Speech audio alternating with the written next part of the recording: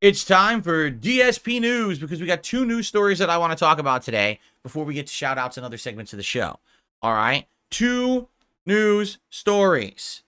Our first news story of the day is regarding the PlayStation 5 Pro. Yes, there are rumors all over the internet, not confirmed yet by Sony, that they are making an actual PlayStation 5 Pro console. And of course, the speculation is wild and rampant about what it's going to be, when it's coming out.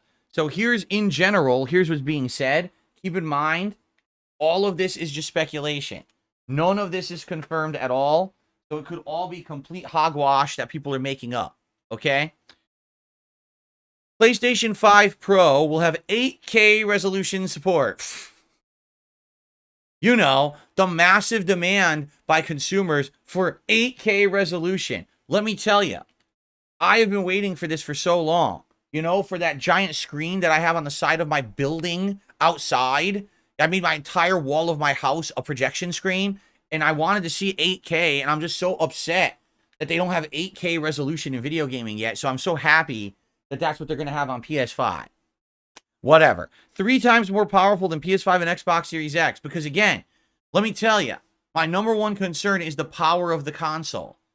All the games look so terrible today. They're like, you know, like pixelated stick figures moving around. What we need is more power to keep these games moving. 45% faster. Oh man.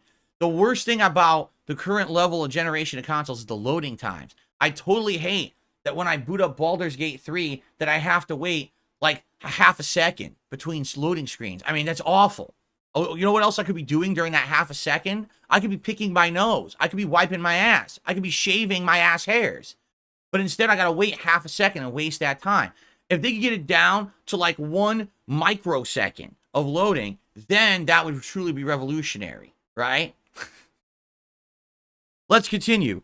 4 times ray tracing, as opposed to the 3 times ray tracing that we have now that we all hate. I mean, nothing worse than booting up a new game and seeing the lighting and saying, my God, only 3 times ray tracing? We got to have 4. This is terrible. I hate these graphics, right?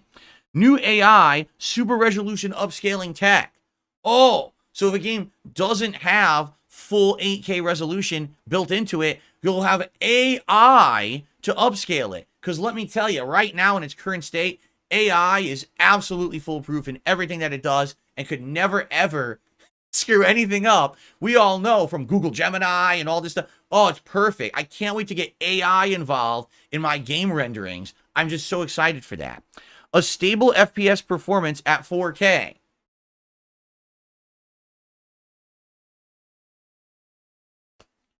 A stable FPS performance at 4K. Wait a minute.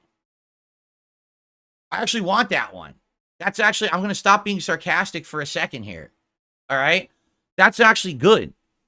That's actually seriously good, because my number one complaint, the reason I'm being so facetious and sarcastic about these stats that they're coming out with PS5 Pro, that is a supposed PS5 Pro, we have no idea, okay?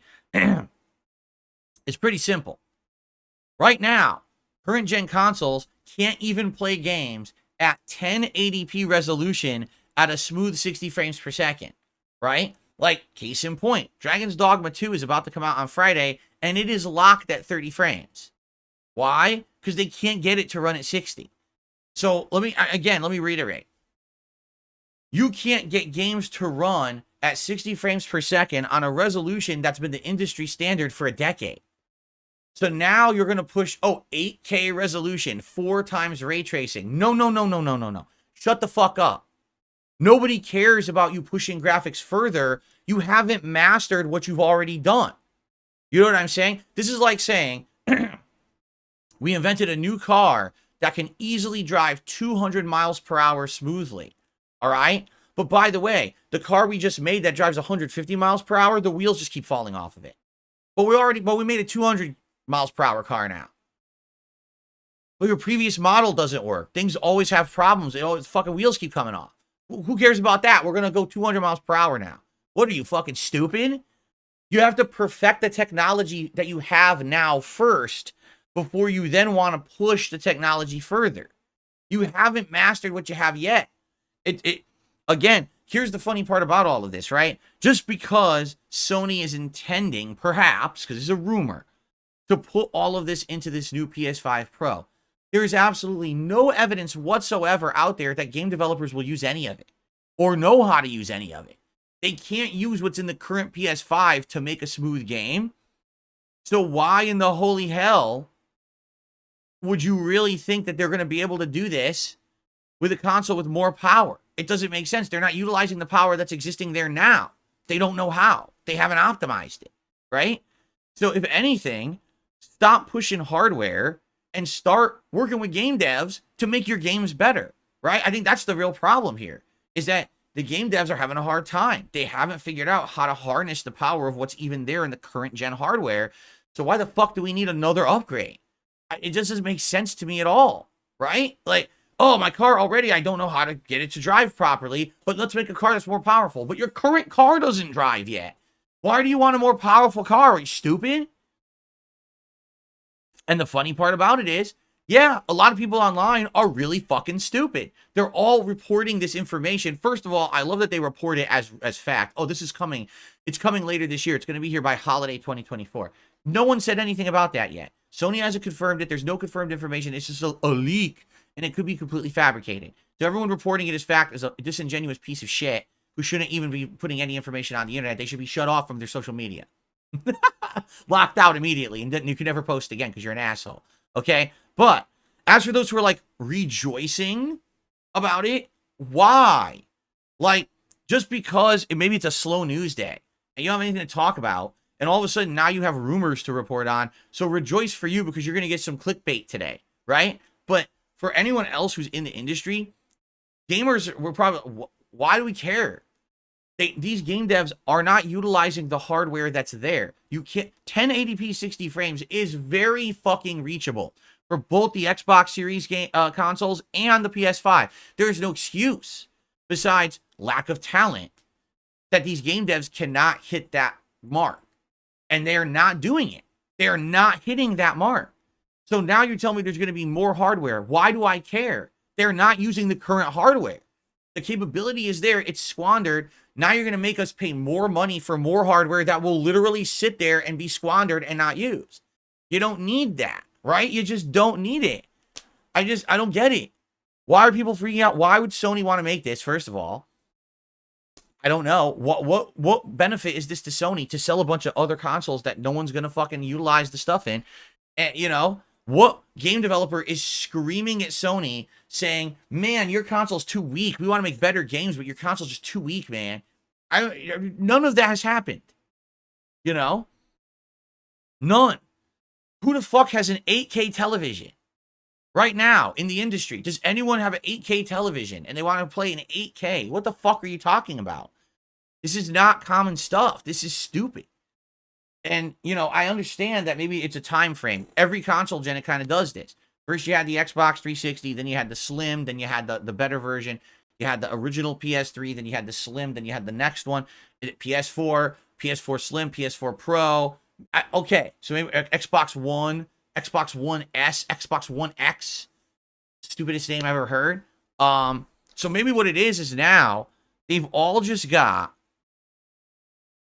so into this pattern of game release or console release, certain amount of time passes, streamlined version of the console, certain amount of time passes, pro version of the console, certain amount of time passes, right?